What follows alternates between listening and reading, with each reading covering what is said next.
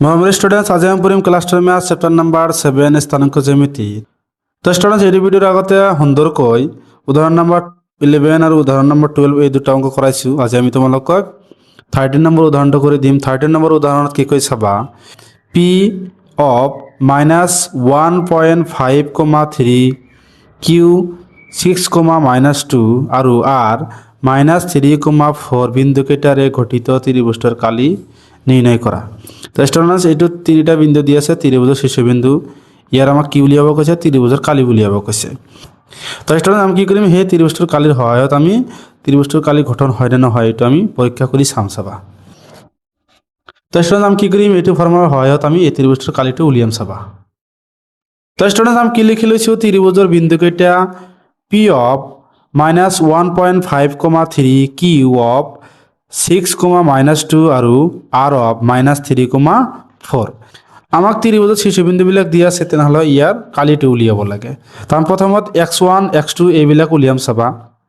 প্ৰথমত x1টো কিমান জানো, এইটো জানো -1.5, x2 মানে কিমান জানো 6, আৰু x3 আমি কিমান জানো -3, y1 আমি কিমান জানো স্টুডেন্টস 3, আৰু y2 আমি কিমান জানো স্টুডেন্টস -2, আৰু y3 আমি কিমান জানো +4।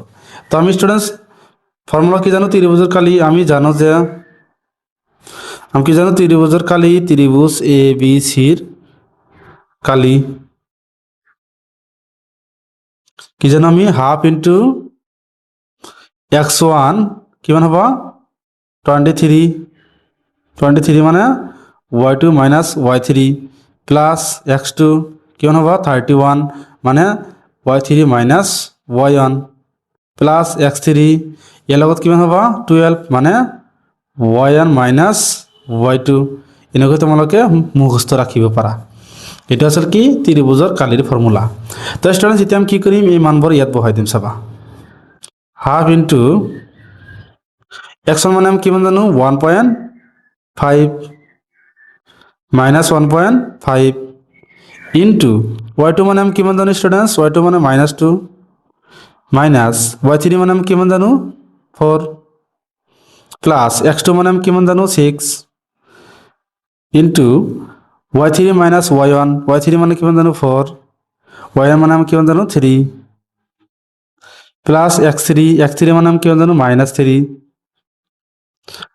y1 মাইনাস y2, y1 মানে আমি কিমান জানো 3 মাইনাস y2 মানে আমি কিমান জানো -2 আৰু এই -2 কি হ'ব প্লাস কিমান হ'ব 2, ব্ৰেকেট ক্লোজ কৰি দিয়া।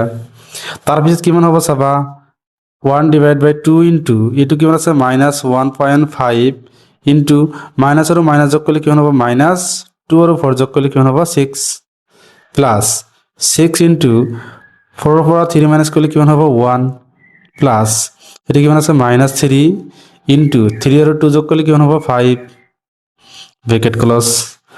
এটা আমি পূৰণ কৰি দিব পাৰোঁ।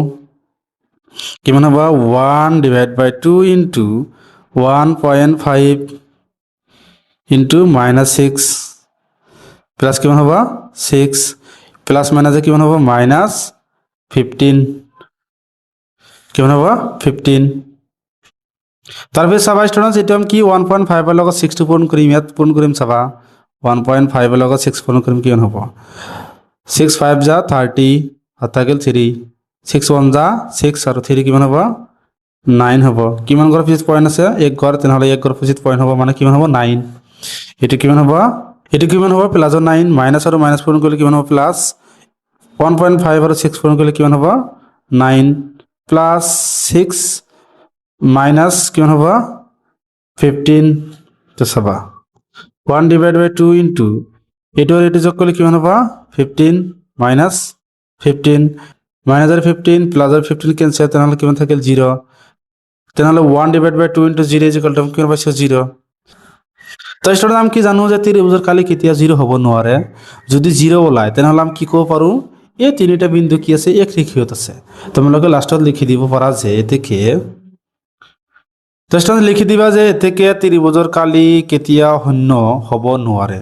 যদি এটা ত্ৰিভুজৰ কালি শূন্য বৰ্গ একক হয় তেন্তে তাৰ শীৰ্ষবিন্দু P Q R মানে কি এ পি কিউ আৰ এই তিনিটা বিন্দু কি হ'ব তেনেহ'লে একৰেখী হ'ব যিহেতু কিমান ওলাইছে শূন্য তো ষ্টুডেণ্ট ইয়ালৈকে তোমালোকে লিখিলে হৈ যাব তো ষ্টুডেণ্ট ইয়ালৈকে লিখি দিলে হ'ব ষ্টুডেণ্ট ইয়ালৈকে লিখিলে তোমালোকে 4 মাৰ্ক পাবা তো ষ্টুডেণ্ট ইয়ালৈকে কৰিবলগীয়া আছিল আজি তো ষ্টুডেণ্ট যদি ভিডিঅ'টো ভাল পাইছা তেনেহ'লে চেনেলটো ছাবস্ক্ৰাইব কৰি দিবা আৰু তোমাৰ মতামত কমেণ্ট কৰি জনাবা থেংক ইউ ষ্টুডেণ্টছ